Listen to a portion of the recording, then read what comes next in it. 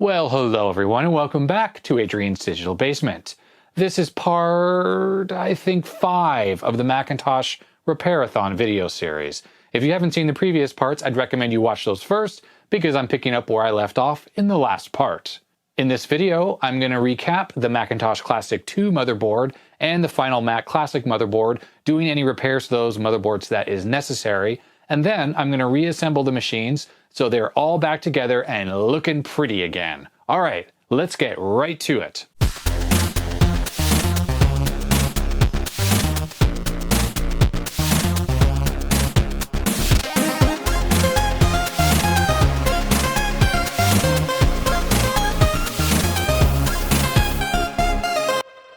So this is the number 3 Mac Classic board that I recapped and then repaired in the previous video. Now we have the number 4 Mac Classic board to recap and the Classic 2 board. I have some caps I got from DigiKey. I ended up getting electrolytics instead of tantalums. And let's recap these two. So I ended up going with automotive grade caps from, I think, Panasonic. I figured automotive would last longer than the regular electrolytics. I don't know, they're designed for use in cars. And they are the same size and they're only slightly more expensive. So I figured, why not? So we need 7 of the 47 microfarad caps and then just a single 1 microfarad cap, single one of the 1 microfarads. So I like to turn all the caps on their end and then hit the contacts with some flux. And that just means it makes it that much easier to solder. So I just use some tweezers to hold them while I dab the flux on them. In a previous video, I cleaned off all of these pads so they were ready to accept new solder. So what I'm going to do is I'm going to just put fresh solder on one pad, the right pad, on each of the spots for the capacitors. And then I just take the capacitor and I hold it with tweezers and then I melt the solder and I put it down. And I just make sure it's flat against the board. And right now I'm only soldering on one side.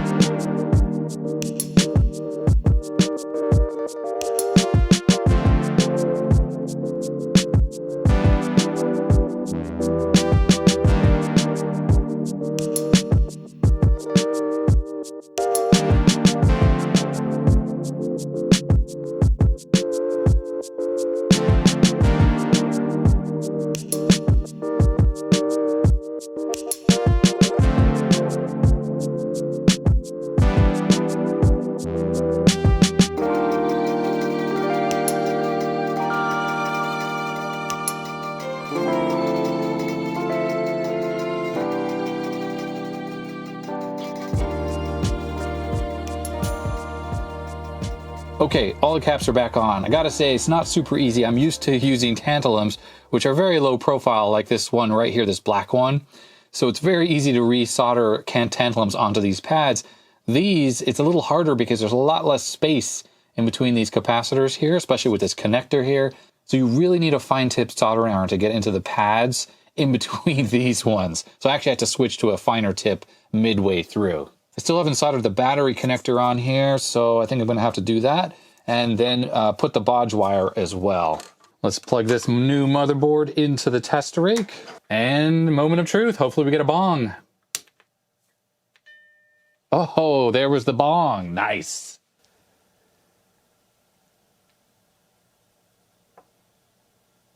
All right, we have a mouse cursor, but there's the flashing disc. So let's grab a new battery here, one of these IKEA batteries.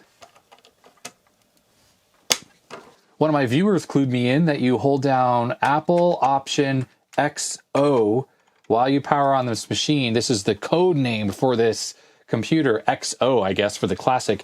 And it actually boots a file system. There's a file system in ROM that will boot up and allow you to, oh, there you go, welcome to Macintosh.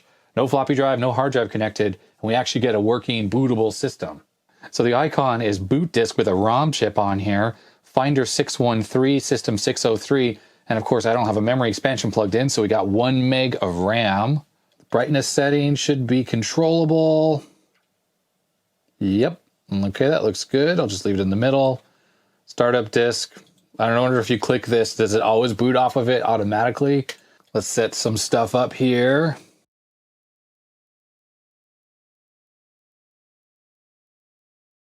Okay, the time and date are set. And let's see what happens when we turn it back on now that I set that startup disk to the ROM disk. Let's see if it actually boots the ROM disk. I don't think it will. It'll probably just do a flashing question mark. Oh, wow. That's kind of cool. So this is a great tip. If you have a classic and you don't have a working hard drive, boot up into the ROM disk, set it for the startup disk, and you'll permanently have a System 6 that will always boot this machine, and then you can just stick floppy disks in with games on it if that's what you want to do. All right, let's do some testing. I'll test the floppy drive with my external drive, and we'll test a SCSI hard drive. And here's the RAM card that was in one of the machines, the one that when I put it in the computer, it gave the sad Mac. Turned out that just one of the SIMs was bad, so I replaced that one. That's the original one that was in the machine. And then when you stick this in, you actually get 4 megabytes of RAM total. So I have a Connor 100 megabyte hard drive connected. This has Mac stuff on it. And I have the floppy drive here, the external one. And let's power this all up. It'll take longer at this screen here because it's doing a RAM check on all 4 megabytes. So you get a gray screen with lines like this while it checks, and you'll get a sad Mac if there's a problem with the RAM on here. This should have booted off the ROM disk, and it did. Hopefully we'll see the hard drive pop up, and we do. So that means SCSI is working, which is excellent. Let me pop this floppy drive into the disk drive so we don't have any faults like we did with that last one. And look at that, popped right up. Excellent. Actually, I meant to copy this Mac terminal onto the hard drive here. So let's do this. Great. Let's run backup here. I have a couple games on here. Here's Crystal Quest. We'll run that, which I think is a good test because there's sound and graphics and whatnot.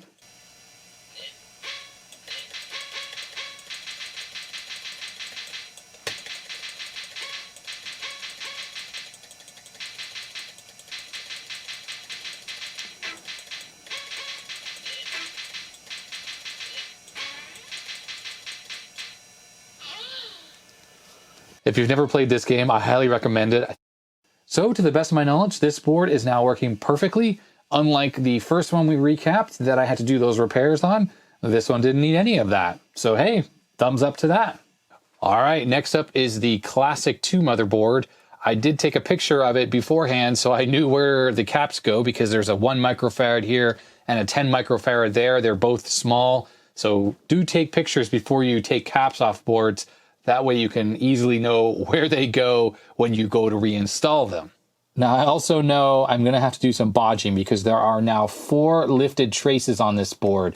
So before I install the caps, I am going to prepare the bodge by basically scraping off a nearby trace or a via and installing a little tiny bodge wire that goes to where the capacitor is.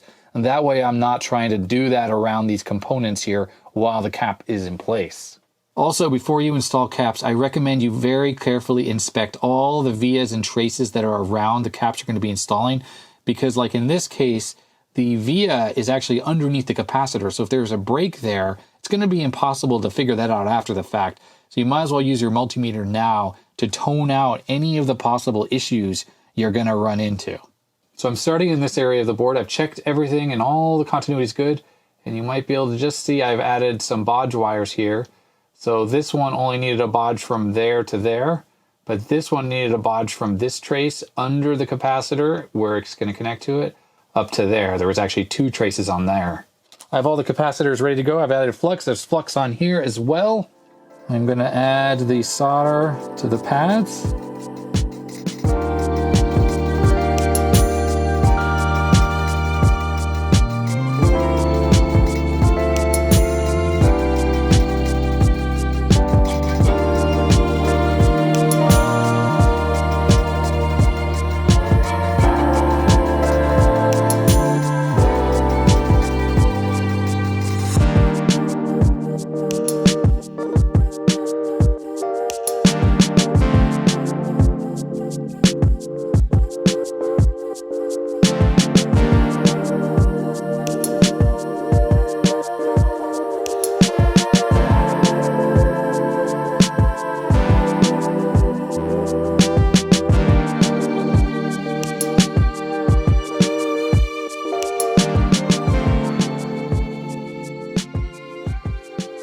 that was a lot harder than I thought it was going to be, but I have all the caps reinstalled on this board. Sorry I didn't get more footage of me reinstalling these caps. It was just such fiddly work trying to fix these pads that I needed to do really close-up work with my magnifying goggles, and it's just the camera in the way does not help. First, let's start over in this area. All of these caps down here went on without a hitch. There were no missing pads, but up here, this cap and this cap had a missing pad. So there are little thin bodge wires. There's one there, and there's one that runs up here to this trace for both of these caps. So what I ended up doing to fix these is taking the thin solid core bodge wire and just stripping it completely. Then basically I would find the trace, or traces in the case of a couple of these, where the pad originally connected to, and I would scrape off solder mask on part of the trace, apply flux, and then I would solder that thin bodge wire right onto the trace. And then what I would do is run that exposed bodge wire right under where the capacitor pad is. And then what I would do is I would solder the good side, the one that had a pad that was still there, and then I would add the flux and I would solder the bodge wire, which you could just barely see right there, to the bottom of the capacitor. In the case of the 10 microfarad right here, it ran right down there, and that's where I have it attached. There's actually a little bit of a via that's underneath this capacitor, and it's soldered onto that via, which I had to scrape away because of course it was corroded.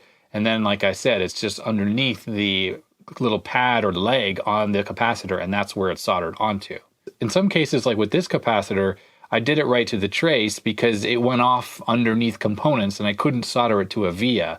Now, because in some cases it's underneath a capacitor like this one, I recommend you go ahead and you figure out all of these little mods first before you install any of the capacitors. Because like in the situation with this one, I needed to put that bodge wire in place before I put this capacitor down. Now, over on this side of the board, things were a little more difficult. First, let's take a look at this 47 microfarad cap here. Now, this particular cap had both pads there. There were no issues with either of the pads.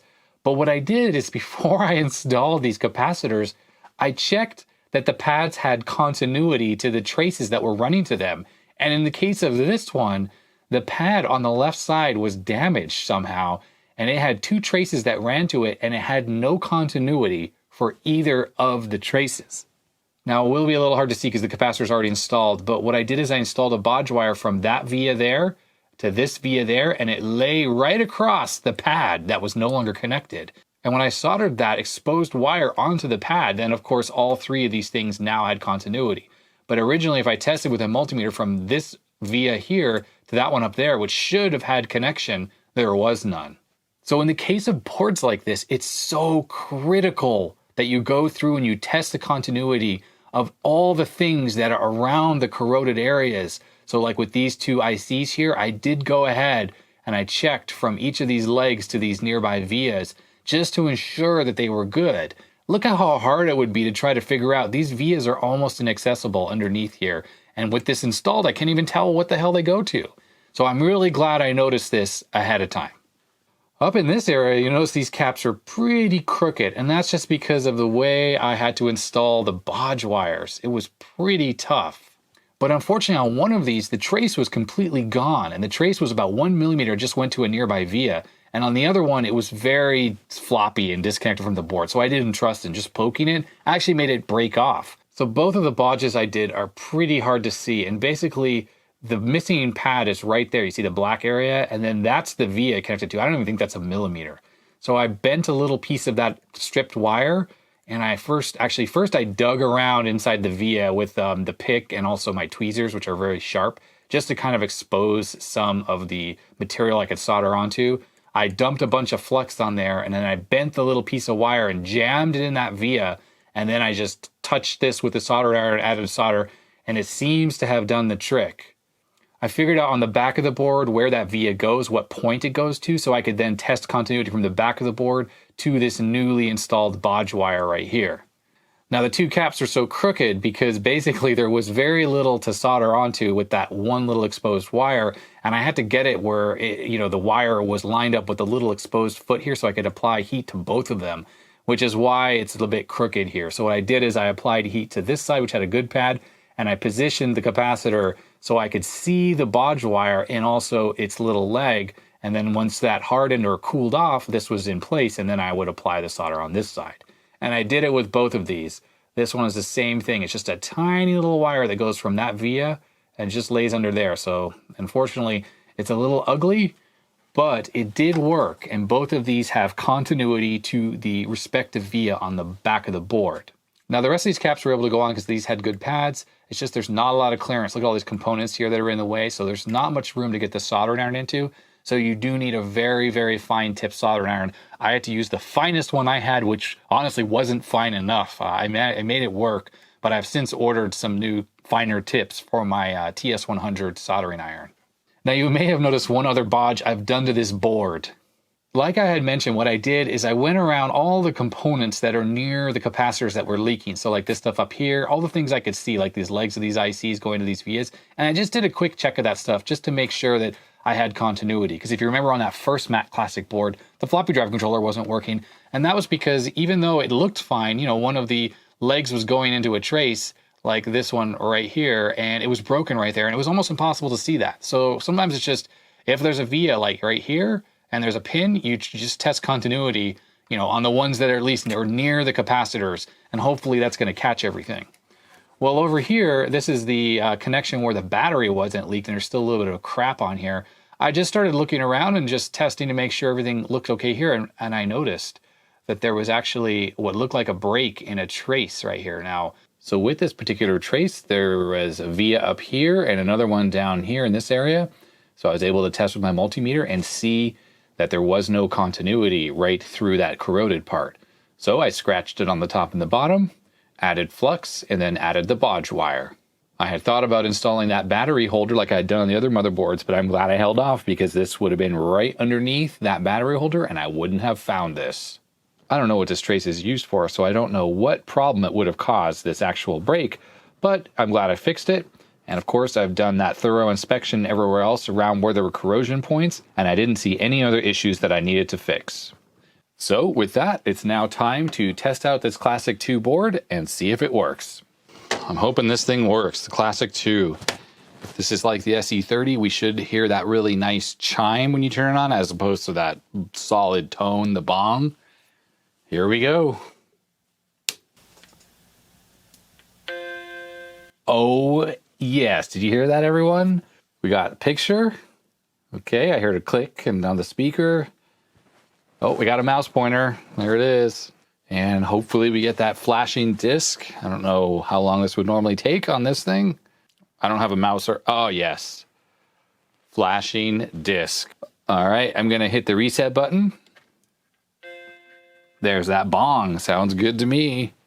Now, if I push the other interrupt button, we'll hear that sad Mac tone.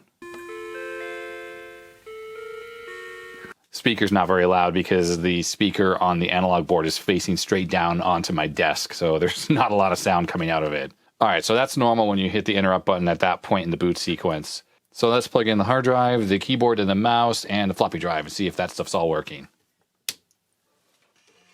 Definitely can't boot this Mac Plus floppy disk. It won't work on this machine. This requires probably System 7 or later.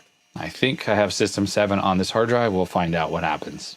I don't know what's going on. There's no mouse pointer, so maybe there's still a fault here. Got the mouse pointer. Oh, look at that. All right, so this disk does not work on this Mac. I'm going to have to find something a bit newer that does. Well, let's just try this floppy. I know it's not going to work, but I want to see it at least try to boot that disk. And then it will eject the disk because it won't be happy with it. All right, it attempted to boot, and of course it crashed, which is exactly what it should do. You can't boot System 5 or whatever this is on a Mac this new. Okay, what I have to boot is a zip disk here. This has System 7 point something or other on it. I'm pretty sure that should boot up on this machine. Oh, damn, it's booting the disk. That's not going to work. I'll hold the mouse button down, which hopefully should eject this floppy disk. All right, holding the mouse pointer absolutely did eject, and it's now booting off the zip disk. I have to say that SCSI zip drives are very useful for this exact reason. Great for booting SCSI-based computers when you don't have a hard drive handy, and you can have a bunch of different zip disks for, you know, System 6, System 7, whatever, Amiga, stuff like that. So you can boot very easily. Okay, so far so good. So that's what's on the zip disk. Let me put this floppy disk in, make sure it can read that. I think it's going to be fine because it seemed to try to boot off of it. There it is, System Tools. There it is, Classic 2, 4 megabytes of RAM. System 7.1, this is what's on the zip disk. All right, let's test the volume control. Cool, that's working. There is built-in sound input. That's this microphone input right here. I clicked on it, did a bunch of loading. There's no option, so who knows? Okay, whatever. Okay, that's controlling the monitor properly. Very good. All right, well, the date is set to some time in 1956, which is odd. I guess that's just sort of corrupted data in the clock chip. I will need to install that battery before we can test any of the saving. And here's Crystal Quest. It's definitely running a lot faster than on the regular Classic. So there's an performance improvement with the Classic too, that's for sure. Just expected, right? This is double the clock speed and it's 68030 versus 68,000. All right, so the battery holder. So it looks like this side right here is the negative side. That is going through a large via that's likely connected to one of the ground plane on this motherboard. And then this one up here where the via unfortunately got corroded and removed is actually going to this trace and to this tiny via here. Now I went to the schematics and I printed out the section with the relevant battery. Here is the battery for the clock, and it feeds the negative directly into the ground plane. That's the negative side. And then it goes through a 1K resistor to this chip here, U12. And here is U12. It's a tiny little chip. It has an Apple logo on it with 8 pins. Unfortunately, things are looking kind of corroded, but actually while I was testing this particular problem, I did check out all of the pins on this IC and they are connected normally, or they at least seem to be. What I really need to look at is where this via is going, see if there's that 1K resistor, and then it should go to this IC. So now time for a little sleuthing. Here is that ripped out via where the battery was originally connected. It's looking a little crusty under here. I actually didn't really do much continuity checking on the back of the board, and I probably should have. Oh no, you know what? When I rub it with my finger, it comes clean. Anyhow, the via we're concerned about is this one right here. It's the one that's directly below there, and it runs over to this R44, which unfortunately is not labeled on here. This, like R19, is over here, but for whatever reason, the schematic is missing this. These are not Apple schematics. These are third-party ones, so I've found that they're not quite perfect. Look, all of these resistors on this are actually labeled except for that one. But I'm 99% positive that that is the resistor that I need to connect to. In fact, let's get the multimeter out. And we'll just do a little bit of sleuthing from there to here. Yep, that's continuity. And then with R44, I don't see a via going anywhere. So it's quite possible that it goes underneath this resistor to the other side of the board. So what I'm going to do is I'm going to touch this side of the resistor, and then I will touch pin 7 on that IC. Sorry, you're not going to be able to see what I'm doing, but I'm just holding it like this. 1, 2, 3, 4, 5, 6, 7. There it is. Got continuity. So that means I have two choices. I can either connect the battery positive to that via, or I can run a wire through this hole and connect it on the other side. This via is pretty corroded and it's very tiny, so I may end up just running through this hole and doing it to the other side of the board. So with the holder, I did put some hot glue on it. That didn't really stick. I gotta put some more on. But the negative is this terminal right here on the bottom. So it's this one that's poking straight through. So I can just put this on the board like so through that negative hole like that, and then just position this where it's not hitting the capacitor here or that crystal there. And there's the pin, so it actually is in perfect position. I'll just run the bodge right through that hole and to that resistor on the other side. All right, there it is. This is installed on the board. It's soldered there on that leg. It just bends around there, goes through that hole, comes out there, and it's connected right to R44. Now, of course, looking again at this, that via that it could have connected to is so close to the pin, I could have just done a really tiny little jumper right to that trace. But you know what? I'm feeling more comfortable just running a wire. Okay, time for an IKEA 2032. Stick that under the edge and push down. Okay, so I had booted up the computer, set the date and time, set the volume, set the brightness, and even set the startup disk. So let's put this disk in here, turn the machine on. All right, let's take a look if my settings saved. I didn't set the mouse pointer, but let's look at date and time. Make sure it's set to the current date. Oh, it is. Look at that. May 12th, 2020. Awesome. And if we go to startup disk, it should say be selected. Yep, Mac disk is selected. I think that's saved in the PRAM. So this is a fix. Okay, I power cycled this several times and it seems to be working perfectly. It retains the clock settings as well, even after a while. So I think it's time to reinstall this motherboard into its original Classic 2 case.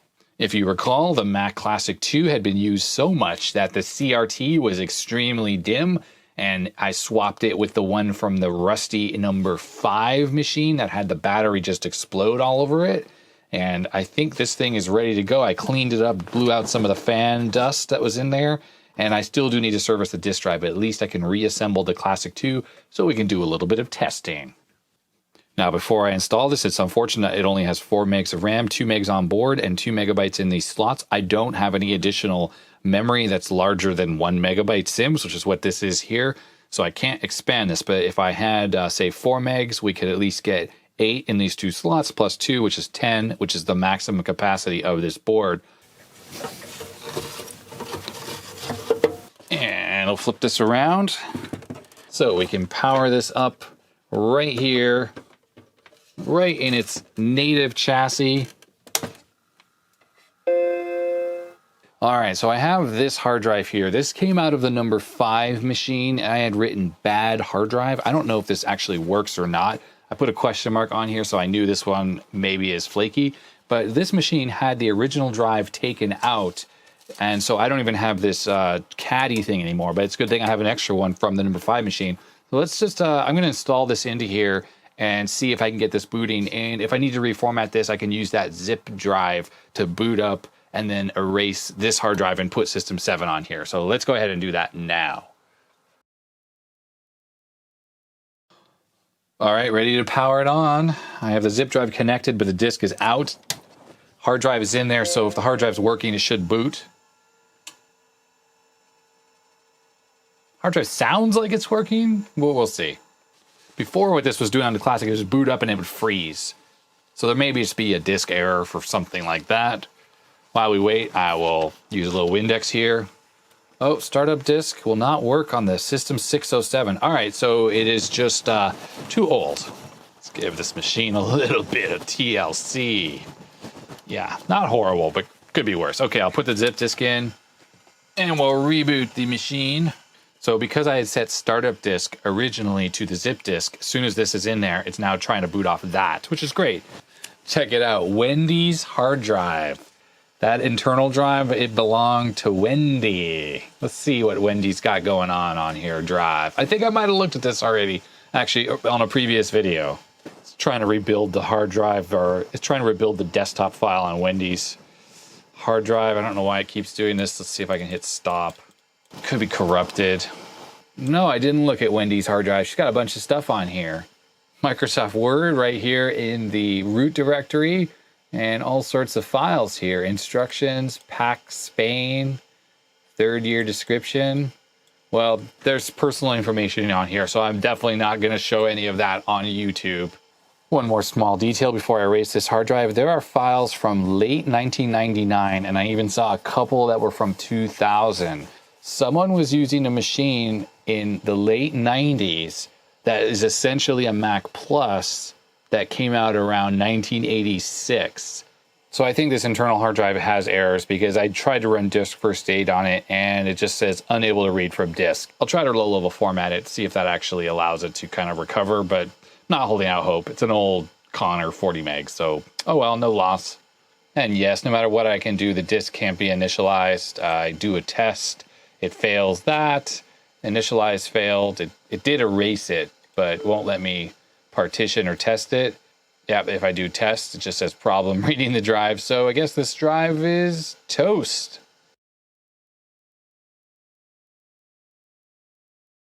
It's a Connor 40 meg hard drive. Okay, I seem to have a Quantum SCSI hard drive of some capacity. I am not too sure.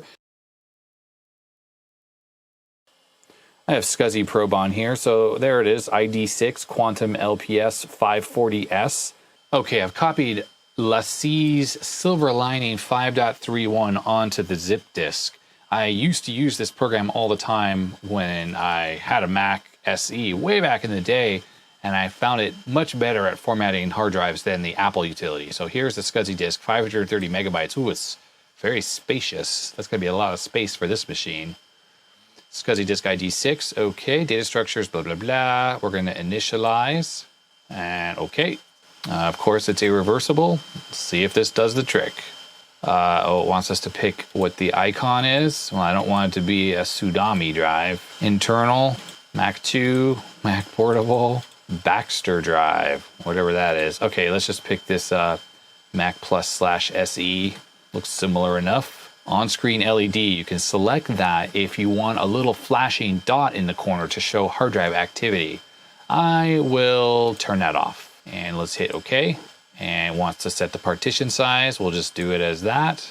Let's see what happens. 500 megs available. Sweet. So we'll just copy the entire zip disk onto here. While that copies, this is the back of the Classic 2, and this thing has this stupid anti-theft thing in here, so we're going to need to just take that out. So that's it in the back of the case, and I have a feeling I just have to release 2 prongs, one on each side there with a screwdriver, and then that should fall out. So one flat blade would go in this side, and the other one here. Yep, and I got that out. I did just have to pry, kind of chewed this up a little bit, but you just pry the 2 prongs out and this will fall right out. So one thing you have to do, I just copied over this system folder, right? And it doesn't have the little system folder icon, which will allow it to boot. So what I'm going to do is scroll down to the system file here, just drag it onto the desktop, and then I'm going to drag it back into the system file. System folder, rather. This is on the hard drive, mind you. And now it has the little icon there. So that is now, quote unquote, a system hard drive. And this should boot off of that internal hard drive. There we go, thumbs up.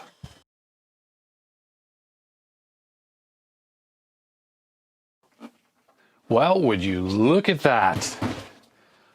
From a sad and broken Macintosh Classic 2 to one that works well, is pretty clean, and only has a few minor scuff marks on it. Let's power this up.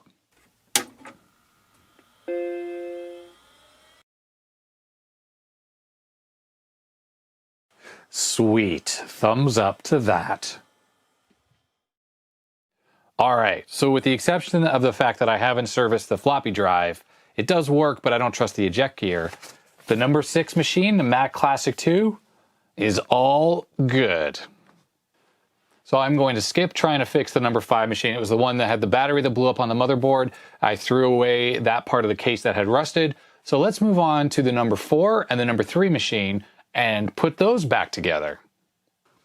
So this is the lid from the rusty Mac Classic, and other than the outside being dirty, it's in really good shape. It's very minorly yellow, very few scuffs, but one of the issues is on the inside. The battery explosion has resulted in a little pile of gunk on the inside. Both sides have it, but it's really bad there. Look at that discoloration. Yuck. So I'm going to be cleaning this up in the sink. Hopefully I can get this looking nice. Now, if I really need it, I have this metal bristle brush, which is great for really dislodging stuff, although it's going to scrape that silver paint off the inside, that conductive paint. So I'll use this as a last resort. But this scrubbing brush has pretty stiff bristles, and this might do a good job if I just hit that with some soap and water.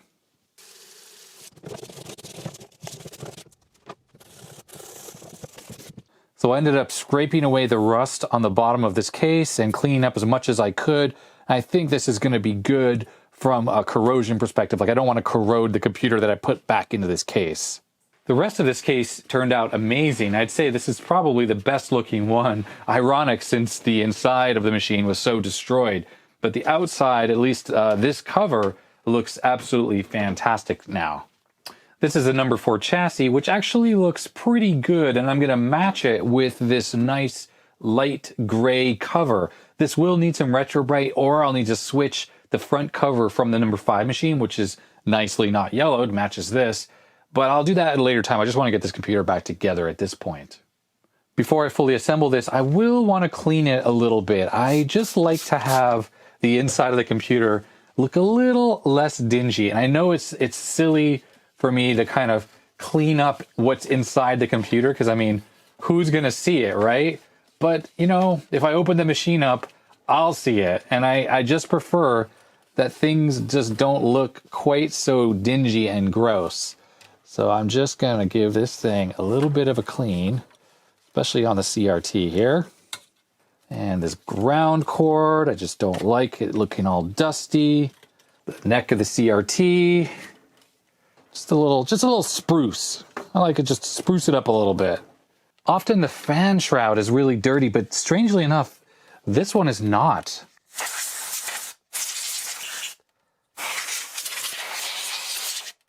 Well, it looks a lot nicer inside now. I liken this kind of work to opening the hood of your car and giving the inside of your engine compartment a wash. I like to do that periodically on my own car. I just like it to look kind of clean under there, and it doesn't take much effort just to hose it off with a garden hose. Can't do that with the computer, but look, a little bit of Windex on a cloth, and this all looks pretty darn good now. So this is the number 4 machine, and this was the number 4 motherboard that was matched to this, so I will stick this one back in here so it has its original matching motherboard back in the case. This is a working Connor 40 meg hard drive that was in one of these machines. I actually don't remember which one it is, but it's now going to live inside of this machine. And the front of the computer, it's dirty. It needs a little bit of a clean. There's a little bit of sticker issue there.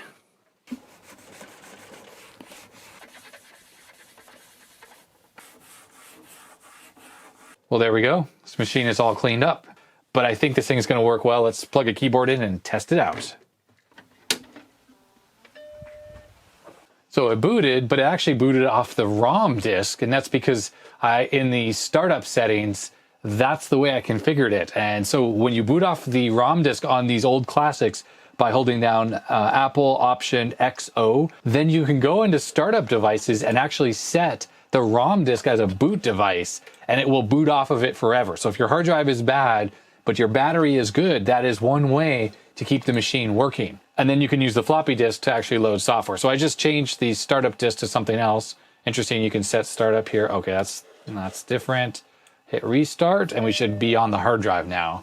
And sure enough, Macintosh HD is now there, and there's no more ROM disk. It doesn't even show up anymore once you start booting off a floppy or a hard drive. But this, remembering all the settings, the screen is bright, the sound is working well. Yeah, I didn't notice that this hard drive has a game on here called Dungeon of Doom. Let's run this, see what it is. Look at that. So this image looks like a scanned picture. And if this is old, I wonder if they scanned this on the ThunderScan. It was a replacement ribbon that went on the ImageWriter printer. And instead of printing on the paper, it would actually move back and forth over a photograph, and it had a little sensor in the cartridge and a wire that came out of it and plugged in the back of your Mac. And you could scan in stuff using the dot matrix printer. Okay, there's the game, new game, Adrian. Not very creative name. All right, welcome to Dungeon of Doom 4.0, copyright 1985-1986 by John Raymond. Pass. What's happening here? Oh, there we go. Oh. Oh, I died. Another picture scanned, maybe with the ThunderScan. So, Mac Classic number 4, fixed. Here is the number 3 Mac, ready to be put back together.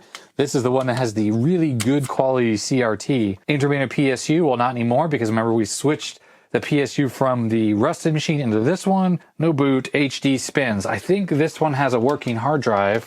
Maybe. It has a quantum drive, and I don't remember actually if it worked. I didn't write that down on this post-it note. Anyhow, you guys know the drill. Time to clean the inside of this machine up a little bit.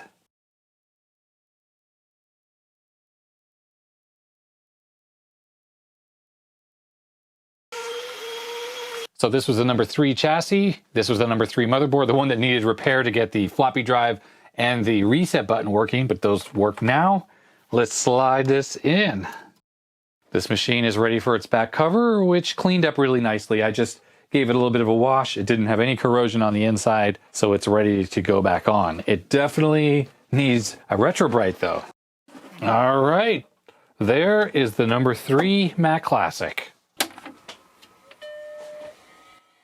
Noisy hard drive. These quantum drives are so loud, and it's just like the one I put in that Mac Classic 2. Super noisy. Now booted off the ROM disk, but I hear the hard drive accessing and stuff is opening up here.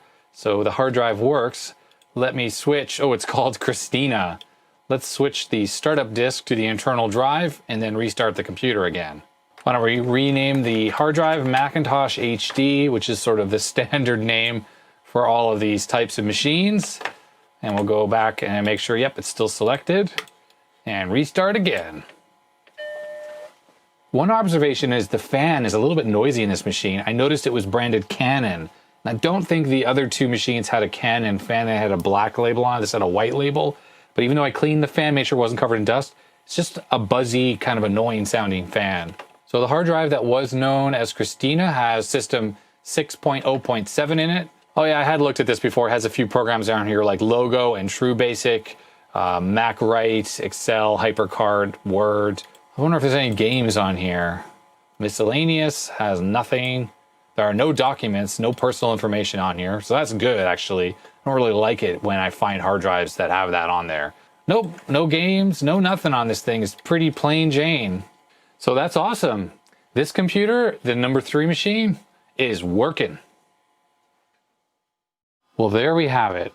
Machines 3, 4, and 6 brought back from the dead, looking fantastic, and working well with a new lease on life.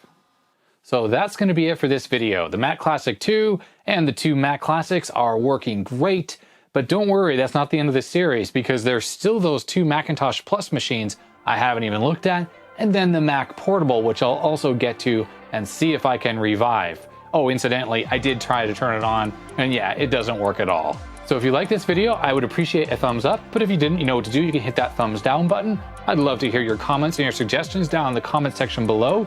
And of course, hit that subscribe button to subscribe to my channel. It helps a lot, and especially if you push that little bell, you'll get notified when I upload my new videos. Thank you very much for watching. Stay healthy, stay safe, and we'll see you next time. Goodbye.